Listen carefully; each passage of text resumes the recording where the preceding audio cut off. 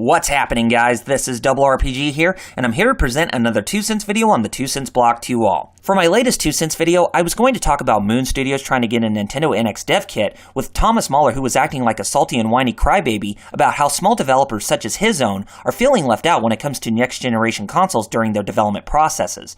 I was going to play devil's advocate where I deliver my points and counterpoints of his argument, but I realized that his unprofessional manner and his whining came off as really frickin' stupid. I realized that the post wasn't worth my time, as his behavior was completely uncalled for, as he could have handled it in a much more professional manner. Long story short, I've skipped out on doing a 2 cents video on that before I had the urge to change my opinions a little bit, as a former Sony executive called him out saying that it really isn't that simple with dev kits and all that, so I feel like the guy really just put Mahler's behavior into the ground. Not saying that what all of Mahler said was wrong, but his unprofessional manner shouldn't have gotten the best of him. However, since I am doing a new 2 cents video, I've decided to do one on a news bit that came out just about a few weeks ago that I was going to get around to, but was busy playing Final Fantasy VI to prepare for my 4th episode of my retrospective of the franchise.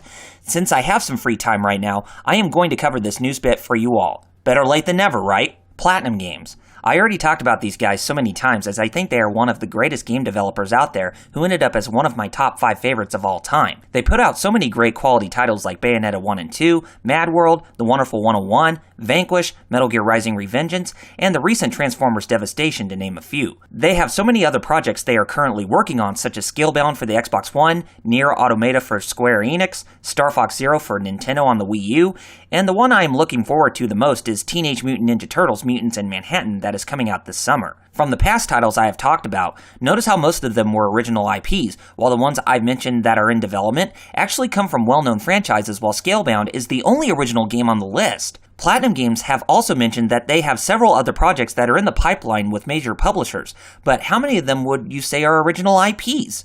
Probably not a whole lot. I wonder why that is possibly the case. According to Platinum Games' old president and CEO, Tatsuya Minami, he claims that when it comes to making games in this day and age, making new and original IPs is becoming far more difficult than before. Here's his quote on the matter. We used to have the idea that we wanted to be a studio that only made 100% original games.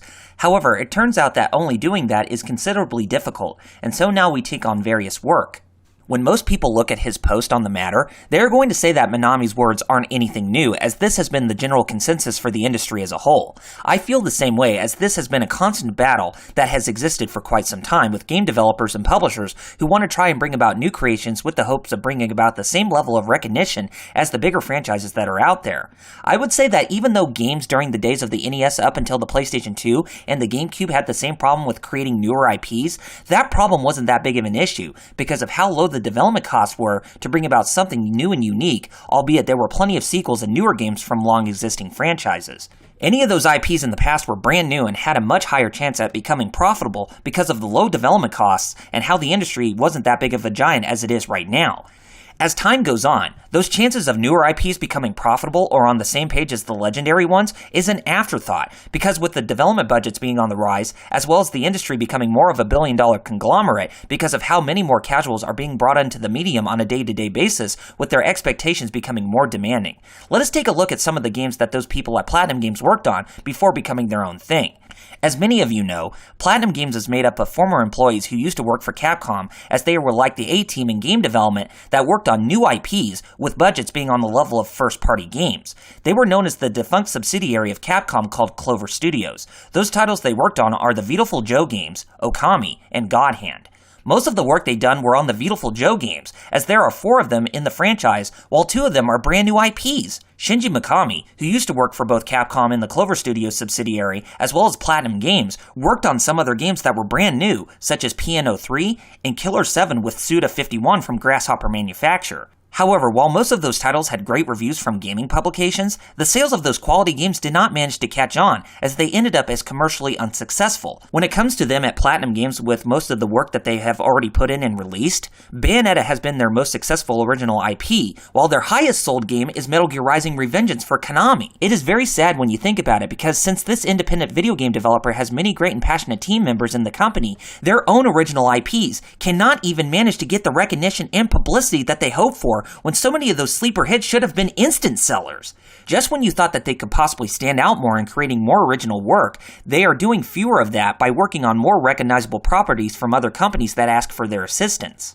This kind of thing is a sad predicament that the gaming industry has gotten itself into, since it started off being a very niche hobby to where it has blown up into something that has become far more mainstream than movies, TV, music, and the likes. Most of the mainstream prefer their Call of Duties, Assassin's Creeds, FIFAs, Madden NFL games, and the ones that they find the most popular, because that is how these publishers are wanting to meet their bottom line. Same thing for Nintendo, as many people who complain that they don't work on any newer IPs most likely don't end up buying those newer games anyway. Splatoon was a crapshoot, yes, but it managed to pave its way into a franchise that still holds so much potential beyond its debut. However, bringing about a newer IP isn't always going to hold up the level of acclaim that many of these developers and publishers hope for, which is why you see many of them forcing a brand new entry of the more popular franchises year after year, because creating new and original games is not a one-trick pony in their practices. It's too risky. Platinum Games seems like it has become a victim of that, as not many people within the mainstream are giving a crap about their content because they stick to only what is popular or what they really want to see in their games nowadays. Granted, I am very excited to try out their new games that they are working on that are either brand new or from existing works, because I support this video game developer for actually giving a shit about satisfying their consumers and striving for a better future. Seeing as how they are teaming up with many publishers as of recent makes me think that they have partnerships planned for Capcom,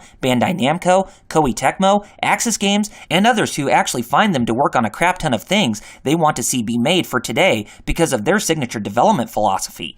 If it came to Capcom, we would probably see a brand new Beautiful Joe, Devil May Cry 5, or even Okami, as Hideki Kamiya has expressed interest in wanting to work with Capcom on some newer games he created once more. If a partnership from Bandai Namco is imminent, that is a very hard question, as they could possibly work on a Soul Calibur spinoff as a fun hack and slash, and not something like the Wii game that was abysmal.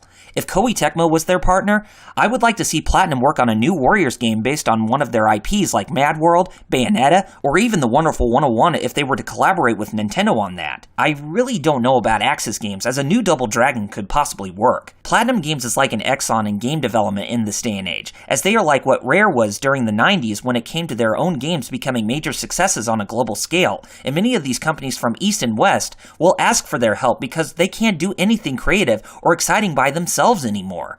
Case in point, this has been a huge problem within the gaming industry since the last generation, as we have seen way too many AAA titles being released with them following a similar premise to Call of Duty or even Assassin's Creed, while there are those that are sequels to already existing IPs, or ones that managed to get a lucky break. However, there are so many of those AAA games that didn't do so hot in terms of sales, where they ended up hurting those said companies from a financial standpoint, and that is not good for the industry's evolution, as oversaturation is a diabolical curse that is repeating itself from the days of the video game crash of 1983. I've talked about this so many times, as this constant slew of creating so many AAA games in today's industry isn't healthy for developers and publishers to grow, as most of them won't even become profitable as they are either rushed or a broken mess that shouldn't have released as is. I'm talking about you, Street Fighter V, as you are still a broken and shallow mess that shouldn't have released as is. I've heard so many people say this, and I agree with them, that this generation of gaming has become even more of an afterthought because of the crap that still has been plaguing the scene for over 10 years, with newer ones being an even bigger joke. One individual I have talked to, which I will not name, said that a constant slew of AAA games is good, as it is good for consumers and the industry in general, and that is complete bullshit, because of the stuff that I mentioned to you all just now. This is why I feel that the big three, their partners, and mostly third parties in general, shouldn't always resort to sticking to their comfort zone, as we need to see more AA type games and more creative work done, because this whole notion of where these third parties are falling flat because of their mistakes in the last generation has resorted them to creating newer games that are episodic or in the vein of an early access game. Platinum Games is the kind of developer that has managed to do AAA and AA games with all of their products. Games that I find to be of AAA status are Scalebound and Vanquish, while I see most of the others such as The Wonderful 101 and Transformers Devastation as AA type games. However, not many others have achieved that feat because of where they are at either financially or afraid to take more risks with creating something new.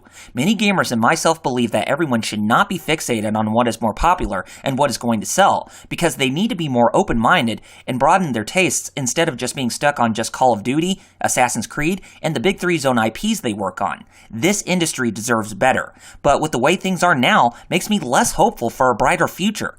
I would say that all of these publishers shouldn't always come to Platinum Games to save their asses from decline, but I think they should learn a thing or two for what they can do to try to make their games become better than making their newest games prettier and rushed without the thought of working on newer IPs. Platinum Games is an independent developer that still does well from its creative sense, and indies are even doing that as well. Why do you think Warren Spector has remained independent as of now, while he and an independent publisher and developer are working on System Shock 3? It all makes sense.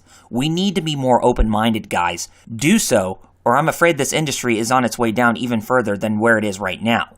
Keep up the good work, Platinum Games. Many publishers and developers need to benefit from you, as they shouldn't rely on you as being the sole messiah they need, as there are others who share your passion too. Take notes, Capcom. Take notes, Sega. And especially take notes, Konami and Activision. Alright guys, that is all with my 2 cents on this topic, so I want to hear your own. Do you think Platinum Games is right about how creating original works is more risky, or should they continue doing what they do best, while partnering with publishers to get their work done? Make sure to rate this video as well as leaving your positive and negative feedback down in the comments. Also be sure to hit that subscribe button underneath the video, as more support from you guys will mean that more content is coming from me in the future that you won't find anywhere else. Until next time, this is RRPG signing off by saying Godspeed and game on, gamers. Thanks for watching.